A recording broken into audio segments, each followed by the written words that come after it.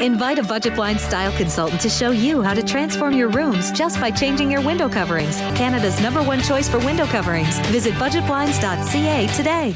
And Moses joins us on our desk for First Look at Sports, and I still can't believe it. Hockey is still around the corner in Border City, at least for this weekend. Yep, the Bantam AA Blazers are gearing up for the final time, or in the final, that is. For the first time they've actually been there in 5 years, and look to grab an edge on their opponents. And I'll tell you why. Because the Bantams, they normally wouldn't have a lot of... I actually have a cousin who, his boy played on the St. Albert team that Sherwood Park faced in the last round. So I happened to be up there, so I went and watched a couple periods of that. Great series, two very, very good teams. So here we go. Normally the Bantams wouldn't have so much information about their opponents. I didn't mean to cut Ken off there. But they do. The reason why for this best-of-3 series against Sherwood Park Sabres, the only meeting they had this regular season, was the Sabres handing them an 8-1 thumping. We knew they were one of the top teams in the league, and what happened was is we went into that and we gave them a little too much respect, and we stood back in the first period and watched them a little bit, and it was 5-1 after the first period. So after that, we settled into our game. We played with them for the rest of the game, but you don't come back. It's tough to come back from 5-1. The Blazers have a well-balanced team with all lines scoring, but the Sabres have one player they'll have to watch, Ethan Brown. He's pretty good. He scored a couple goals on us last time. He was the one that we're pretty much watching out for, so now we're just planning to shut him down. Yeah, he's one of the kids we're keying on. He really killed us the last game. I'm just happy to see how the boys came together this year. Start like nobody really knowing each other, and then we're in the league finals now and won provincials, so it's a good feeling. Now, puck drop for tonight is in Sherwood Park at 7 o'clock. Game 2 is in Lloydminster. The rest away at 8:15. Game 3, if necessary, is back in Sherwood Park. Now, the Lloydminster Red Dogs will look to continue their hot streak this weekend as they take on the Parkland Predators. It'll be quite the battle on the gridiron, as the Preds are also unbeaten this season. Earlier this afternoon, however, the boys were thinking more about food than football, the team trading in the pigskin for hamburgers as they held their 4th annual barbecue and silent auction. Money raised goes towards helping the team's costs. It also is a great way to build ties with the city. It's also a way for us to give back to the community. We have the players go out through the downtown core and with garbage bags and pick up garbage and try and clean up the downtown a little bit. We just get to do all this awesome stuff, and we get to talk to different people and even get team building and stuff. It makes us better as a team. Meanwhile, the team has a big challenge this weekend, taking on the Predators. Both teams coming off 16-0 wins.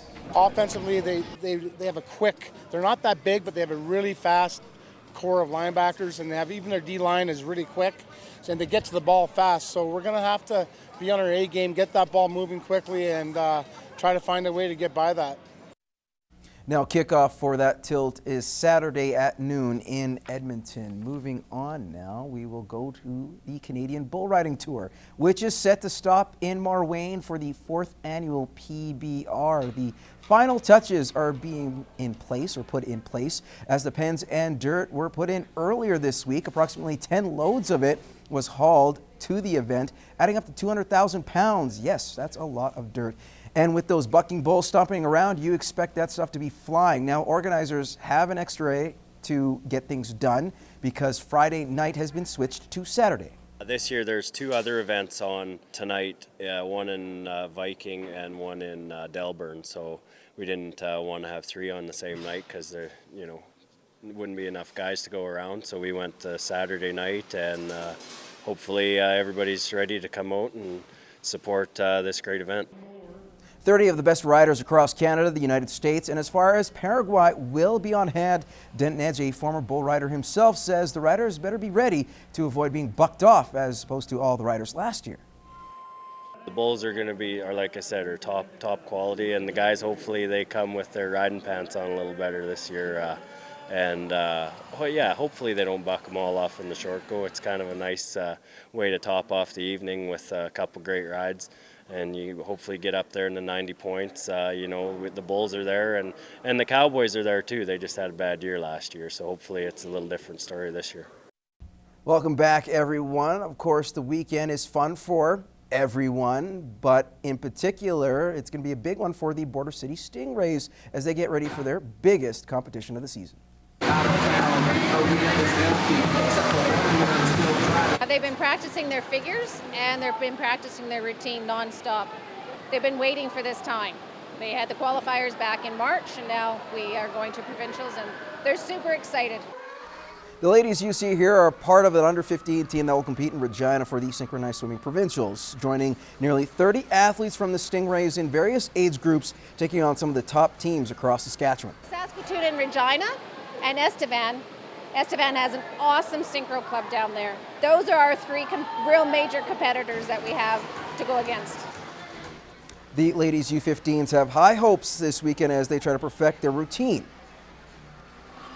We're kind of learning because we have troubles with patterns sometimes, so we're trying to get us more together because we're usually really spaced out. Sometimes it's hard to get us on the same page, and sometimes it's like we're doing it perfectly. I'm expecting that we're going to do pretty good. Probably third, maybe second place. They have a lot of competition. I'm hoping for top 4. They're hoping for top 2. We'll see what we get.